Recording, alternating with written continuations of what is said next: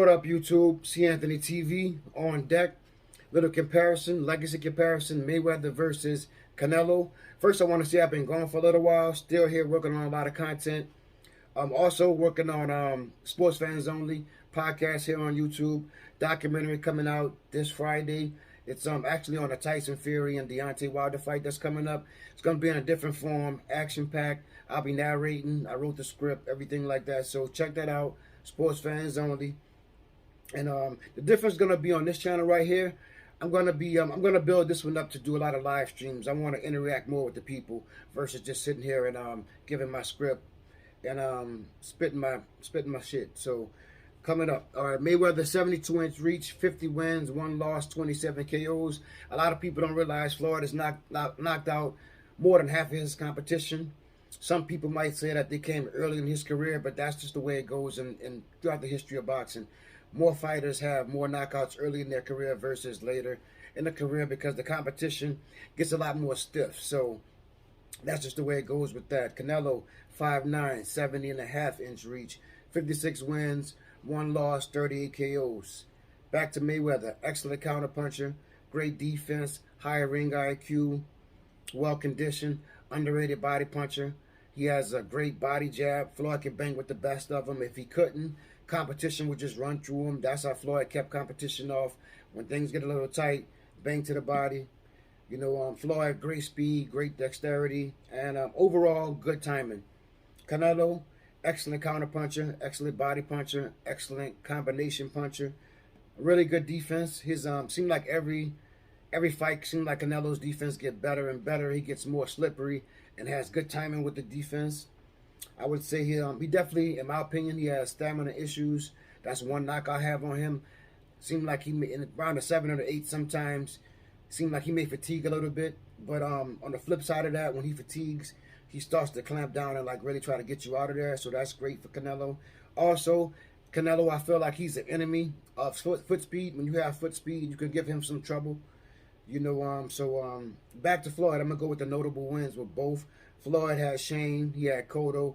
He got Canelo. He got Manny Pacquiao. Over on Canelo, he's taking out Austin Trout, Shane Mosley, Cotto, Sergey Kovalev.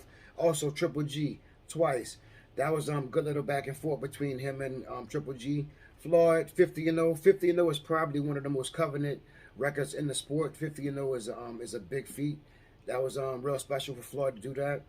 He did have a couple close calls. You know, we all remember against Castillo, then against Marcos Madonna. But those were the first ones were close. But he bounced right back, rematched both of them, and in the rematch he excelled, did his thing, and I think they were both unanimous in the rematch. Yeah, both were unanimous. Floyd, he has made the most money in the sport, grossing over $1 billion. Also, working with Al Heyman, that's like the best team in sports, period. That's Al Heyman has definitely helped Floyd in financial advice, also in directing his career, helping him to maximize potential in the fight selection, when and where Floyd's going to fight people. It's more than just boxing. It's a big, it's a lot of business behind the scenes. Also, we know Canelo in the past, he did work with De La Hoya at Golden Boy. He went with the Zone for a little while. I know he was offered $100 million by Al Heyman to come and join PBC. I'm not sure if he accepted the $100 million, but there is some negotiations going on, and he says he's definitely going to be. He's working with Al Heyman, and he's definitely going to face a lot of PBC competition. So that's going to be interesting. First up, I hope he can get the Charlo. Charlo, I think, would be great competition for Canelo. Maybe at 160. I don't think Charlo's going to come up to 168 to face Canelo, but at 160, I could see Canelo going down.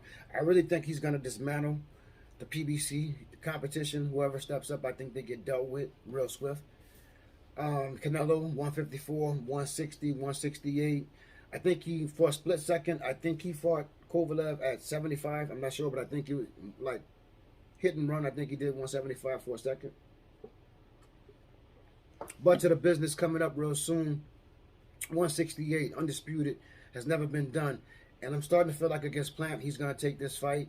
Well, I've been feeling that way. I think it's going to be an easy knockout. I think Canelo will probably press 7, 8 round, probably get him out of there. I don't see Plant being able to survive in this fight.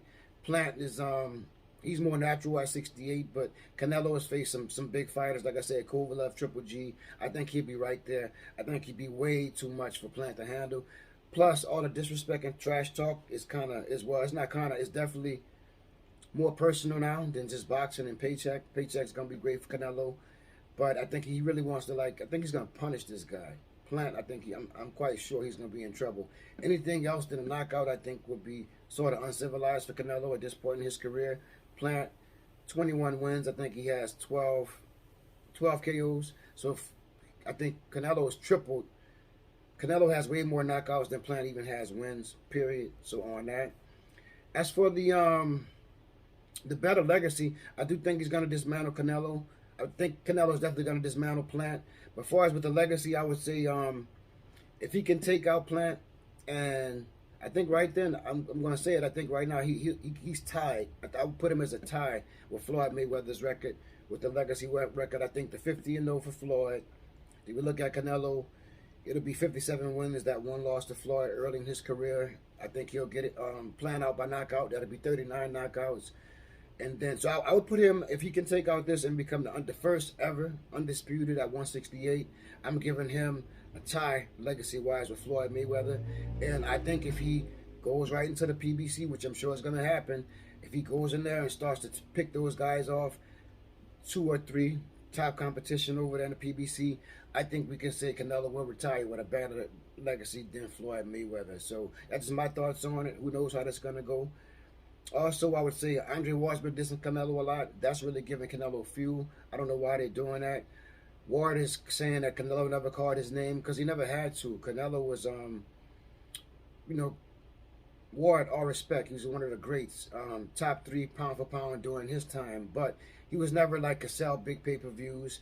He doesn't have the notable victories that Canelo has. So even right now, if he come out of retirement like some of these older fighters and think he can run up on Canelo, I think it'd be a bad look for him because he'll be knocked out. And even in his prime, I don't see Ward being able to do anything with Canelo. Canelo, too slick, too slippery, great counter puncher, great body puncher. I don't see Ward being able to hold off a Canelo walk down. But thanks for tuning in. Hit the like button if you like the competition. Not the competition. If you like the content, hit the like button. Jump in the comment section. Let me know what's up. I'll be back with more content soon. Also, don't forget, coming up this Friday, have that Wilder Fury documentary style coming up. Sports fans only. Check me out. Peace.